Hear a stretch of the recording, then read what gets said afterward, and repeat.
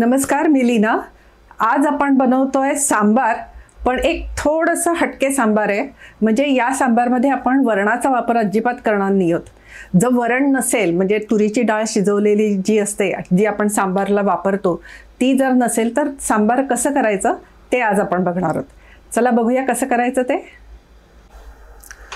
इथे मी कुकर घेतलेला आहे, त्याच्यामध्ये एक कांदा, मोठा कांदा घेतलाय, तो घालते। त्याच्यानंतर 2 मोठे टोमॅटो घेतलेले आहेत, ते घालते। त्याचबरोबर मी इथे 2 हिरव्या मिरच्या घेतल्या होत्या, ज्यामध्ये चिरून घेतलेल्या आहेत, त्या घालते। आणि एक 3-4 लसणाच्या पाकळ्या। हे ऑप्शनल आहेत, तुम्हाला हवे असतील तर घाला, नाही घातल्या तरी चालेल। आता पाणी घालते। साधारण एक कांदा आणि टोमॅटो बुडेल इतपत पाणी घालायचं आपल्याला। त्याचबरोबर पाव चमचा हळद, थोडंसं हिंग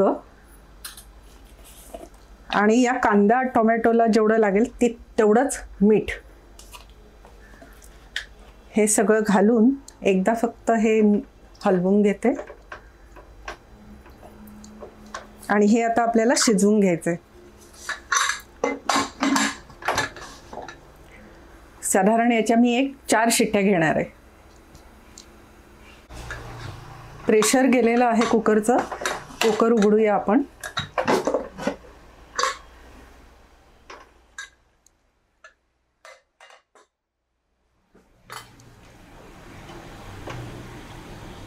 कांदा टोमॅटो पण व्यवस्थित शिजलेला आहे। आता मी काय करणार आहे, कांदा टोमॅटो हे काढून घेते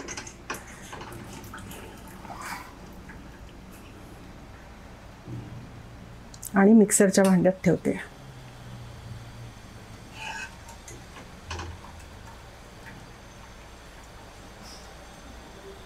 त्याच्याच बरोबर त्या मिरच्या आणि लसूण पण आहे। हे सगळं गार झालं की आपल्याला वाटून घ्यायचं।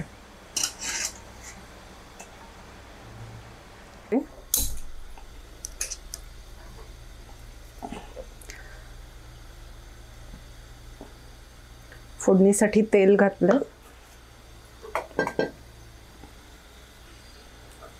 मोहरी घालतेय,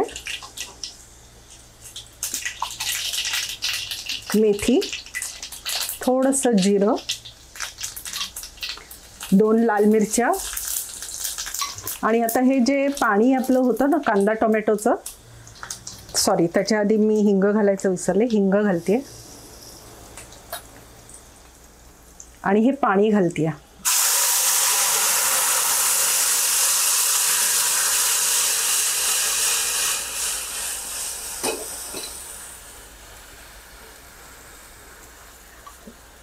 कढीपत्ता घालते।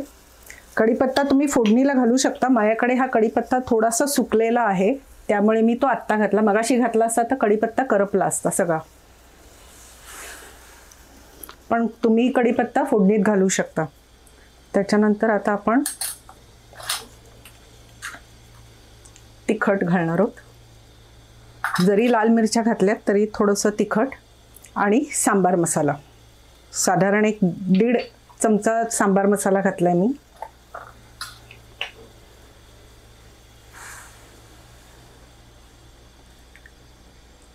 आणि गॅस बारीक ठेवलाय, याला छान उकळी येऊ दे तोपर्यंत। इथे हे जे आपण मिक्सरमध्ये काढून ठेवलेलं आहे ते आता कोमट झालंय, ते मी वाटून घेते।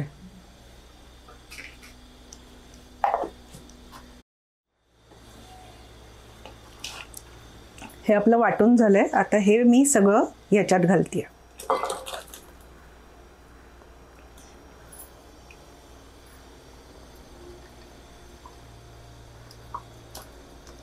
मिक्सरच्या भांड्यातच थोडंसं पाणी घालते आता।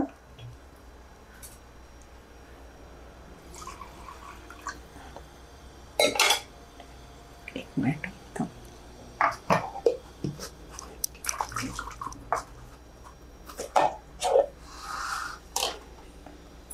आणि हे पाणी पण आता मी याच्यात घातलंय।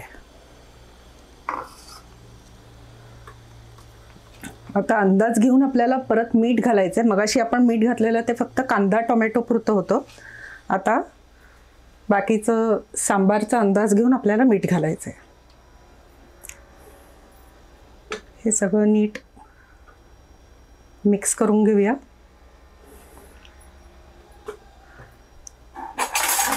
आणि तुम्ही बघितलं असेल तर हे खूप पातळ आहे. त्याला थोडासा दाटपणा येण्यासाठी आता इथे आपण एक ट्रिक करणार आहोत.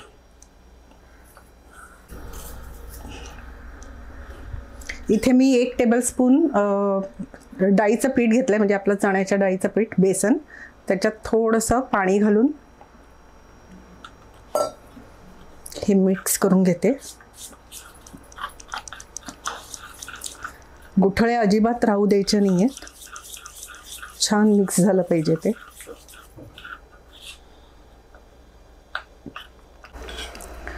आपला बेसन पूर्ण असं छान मिक्स झालेलं आहे. आता हे जे मिश्रण आहे हे मी घालते आहे सांबारमध्ये.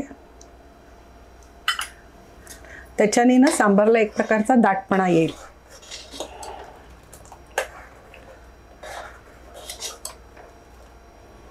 आता याला छान उकळी आली की आपला सांबार तयार आहे.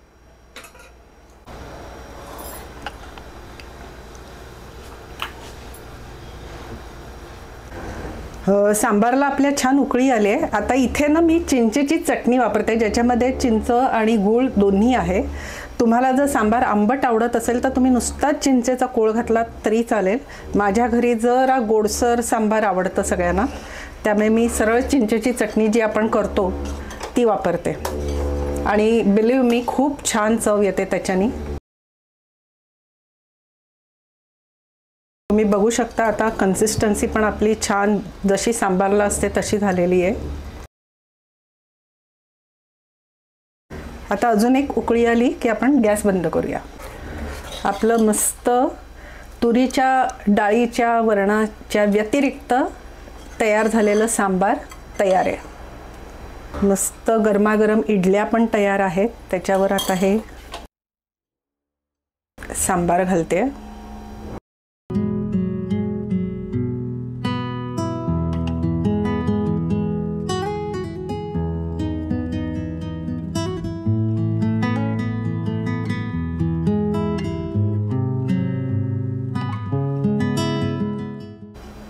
हॉटेलपेक्षाही मस्त चवीचं भन्नाट असं आपलं सांबार तयार आहे. नक्की ट्राय करा ही रेसिपी. खूप सोपी आहे. आणि ही रेसिपी तुम्हाला आवडली असेल तर लीना सुगरण कट्ट्याला लाईक, शेअर आणि सबस्क्राईब नक्की करा. आणि अशाच छान छान रेसिपी बघायला आणि मला भेटायला उद्या नक्की या. तोपर्यंत बाय.